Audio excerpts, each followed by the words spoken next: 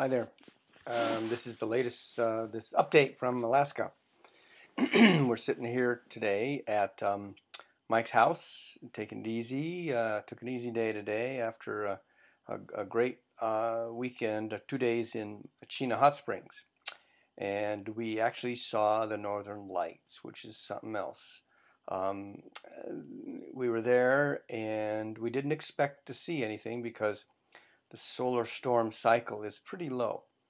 So what happened was we we arrived at Chena in perhaps the afternoon, yeah, and checked into our hotel and sat in the hot tub, had a meal, and then told them in the Great Lodge. It's an old lodge, old log building, traditional cool lodge kind of thing. So we saw them, and we told the desk clerk to please call us for if we could see the Northern Lights. And of course, that happened. About 11, we were watching the Olympics, and about 11, almost 11, quarter to 11, we got a knock on the door, and they said the lights are out, which means something different there, of course. And so we ran outside and ran right back in because it was very cold. So we put on more clothes and went out there and stood out on the airstrip, which was not so much light pollution, and stood there for about an hour and a half watching this beautiful the lights. It looked like actually initially it looked like a backlighting on clouds, from the city, but there's no city there, and so there's no lights from city, so it wasn't that.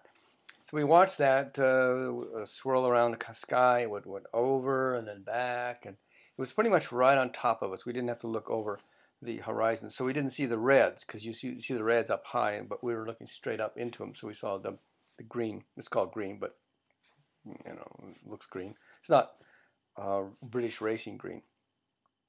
It's more of a seafoam green, something you see on a Ford, a 1968 Ford, um, faded, a faded 1968 Ford seafoam green. So that's what we saw. It was great. Sensei and I and Troy had a good time. Then we got up the next morning and we went on a tour of the ice palace. There's an ice palace there with ice sculptures inside. That was great. And then we went on a tour of the power supply because what they do is they have thermal generators, and that was interesting. Except the guy didn't know much. Um, but we had some interesting experiences with the locals there, I'll tell you. People who work up there are pretty isolated from, let's say, having to deal with people, and they get attenuated. Their mentality gets attenuated way out there. One guy was talking about, oh, well, we were actually talking. He was speaking Japanese to the Japanese, but he wasn't Japanese. So we talked a little bit. He's an employee there, and man, I'll tell you, it's all of a sudden veered off into how Obama hates America. So I'm listening. What do I say? He's got the knife. So I just listened, and it just got weirder and weirder. And you realize that this is the kind of guy that stays up late at night, and there's nothing else to do. There's no people there to speak of except people like me or people speaking Japanese. So there's no one really to challenge your assumptions, and this boy needs some assumptions challenged because he's out there. And I realize that democracy is dangerous because people like this shouldn't vote, but they do, and they vote for Sarah Palin and people like Ronald Reagan. So I'm afraid. I'm afraid of democracy, but I'm afraid of the alternative, which is fascism, or yeah, fascism.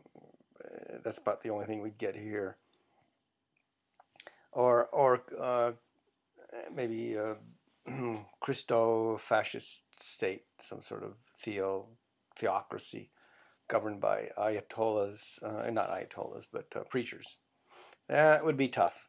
And guys like this would be, I see a guy like that, kind of a nice guy, but I can see him turning and becoming what you would call a brown shirt. The brown shirts are probably good guys that listen to this stuff and didn't think too deeply about it, but marched off into the wilderness. Fortunately, Alaska doesn't have a lot of people, so they don't have a lot of votes, but they do have a senator, two senators, and you know they get energized and they have a tea party here, frozen tea party.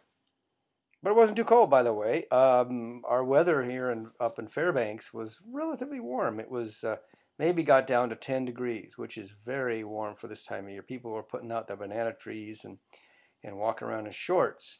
In fact, we went back into Fairbanks the next day, which is the size about half the size of Boulder, um, and rightfully so. I should add. Um, and that was you know, it was kind of interesting to see that town. It's kind of a unattractive town. It's not a place that you would let's say mm, want to move. So I hope nobody listens from Fairbanks, because I guess they like their place. Either that or they like the money they're making or something. But it's remote, and it's only an hour, a half an hour flight from Anchorage. So the story is, here I am alone, stuck alone in the house, Michael's house, and waiting for the kids to come home. And I've been working today, doing a little bit of work on licensures, things like that for the state of Colorado. Anyway, that's what I like to tell you all, and I'm happy to hear from you again. And I know that you keep sending me your fan mail, because there's no other way for us to know that we're appreciated. So we'll see you around, and I think, oh, it's over there.